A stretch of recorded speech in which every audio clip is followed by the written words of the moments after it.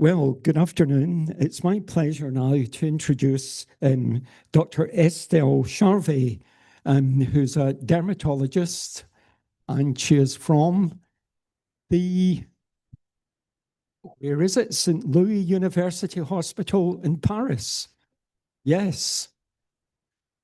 And we look forward to your presentation now, which is on an atypical post-surgical keloid-like scar of the nasal tip, mimicking cutaneous sarcoidosis. Is that correct? Yes, it's correct. Yeah. Thank you very much for selecting my presentation.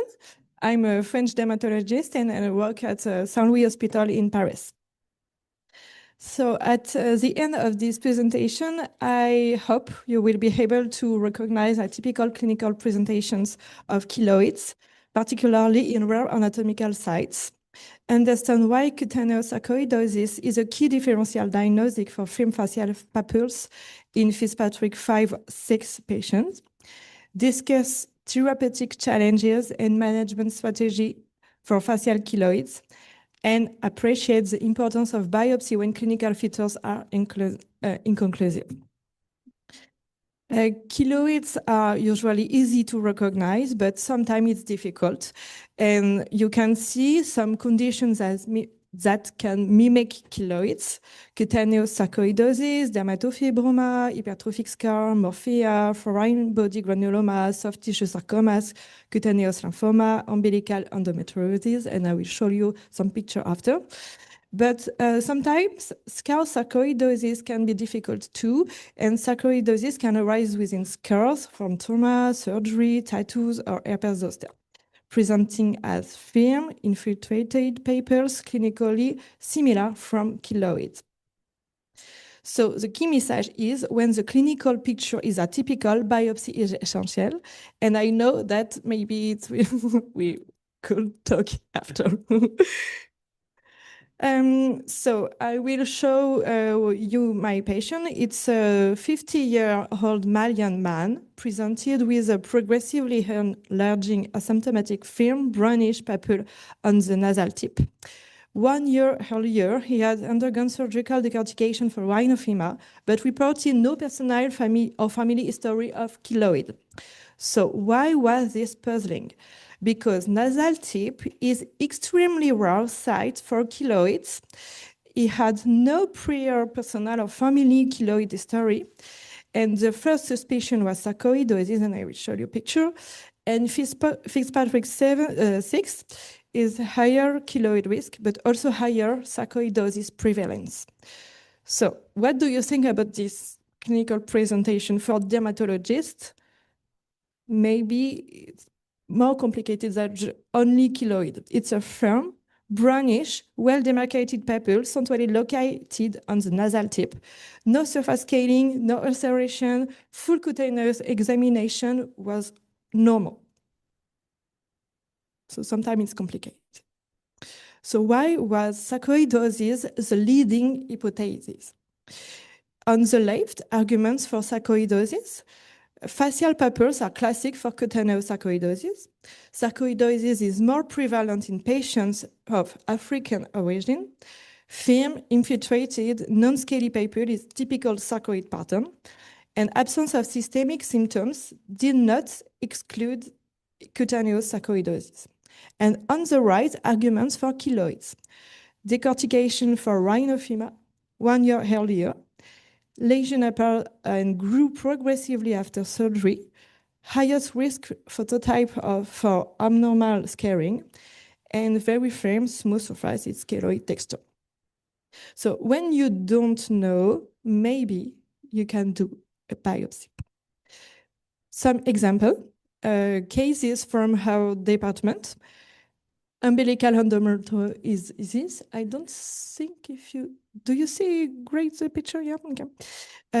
In the middle, clear cell sarcoma and hypertrophic morphea can mimic keloids. So you need to do a biopsy in this context. So here is how we approach the diagnosis step by step. First, the clinical assessment, after biology and schist X-ray, and after we do a punch biopsy.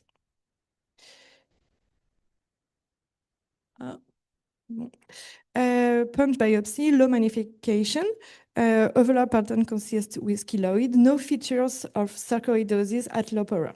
There is no granuloma infiltrated. And with high magnification, keloid is confirmed. Cutaneous sarcoidosis definitively excludes. So we can have the final diagnosis, nasal tip keloid.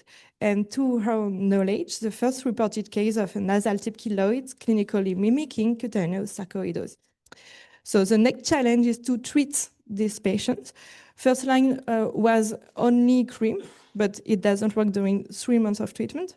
After intralesional corticosteroid with silicone gel, and maybe after we can discuss together the next treatment, because I don't be sure that the first line will be perfect for him.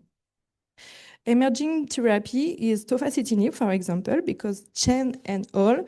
It's an open label trial with 7 patients, which proves significant decrease of keloids.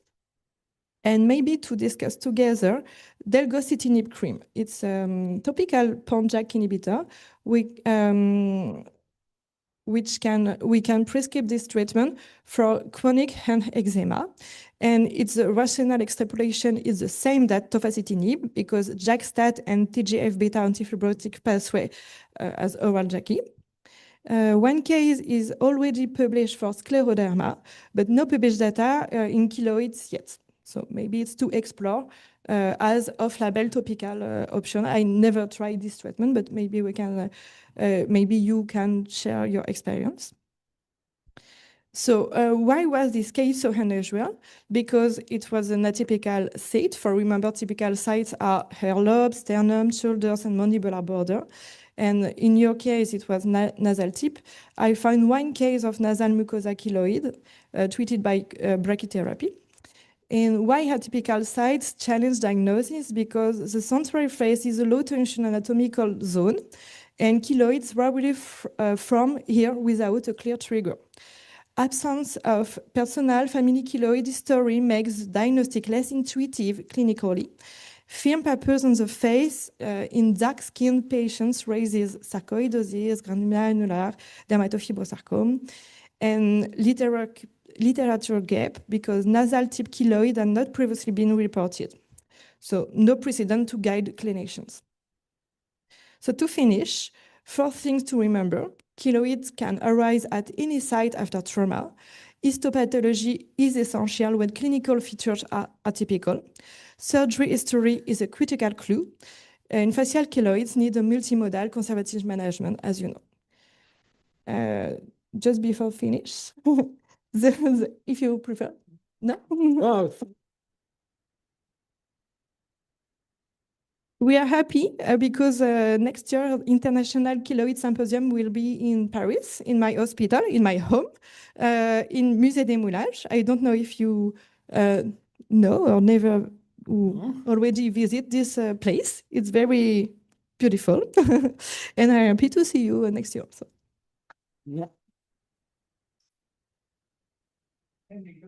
Well, thank you, Dr. Charvet. I know. I was just going to ask if anyone had any questions. Is the microphone? We can share. Yeah, come and sit here. I enjoyed your talk a lot. Now, you're not to be cross with me. You speak of the nasal tip. The nasal tip is here. Yeah. It was on the side. That's nasal alar. It's not tip. Look up the anatomy.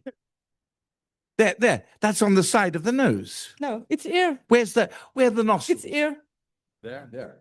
On both sides. I mean, the picture is not good. I didn't see that. That's another nostril. It's the nasal tip. Very good. So, thank you. Are there any other questions? Is that nasal? Yes, it is. I have a question for you, maybe. No. Do you try delgocitinib or PONJAK inhibitor topical? because maybe it will be a good treatment for him, but I don't have experience. Do you try? Does somebody try local treatment with JAK inhibitors? Because I don't have experience, but I think it will be interesting for some keloid because. Could anyone suggest any alternative methods of treatment? Which could... I don't know why you're laughing. But we don't have radiotherapy in my hospital for keloid, so I tried. Radiation therapists in France. Yes, I know, but we don't. They don't do for keloids. No, they don't want so. Okay, send They them don't to have- England. Okay. Are there any other questions? No. Has anyone did the JAK-STAT inhibitors topically or not? I tried tofacitinib with good results, Okay. but never delgocitinib. But it's an idea Yeah, can okay. share. Okay, Oh, thank you. well, thank you. And our next speaker is Dr. Zia Omi Han, who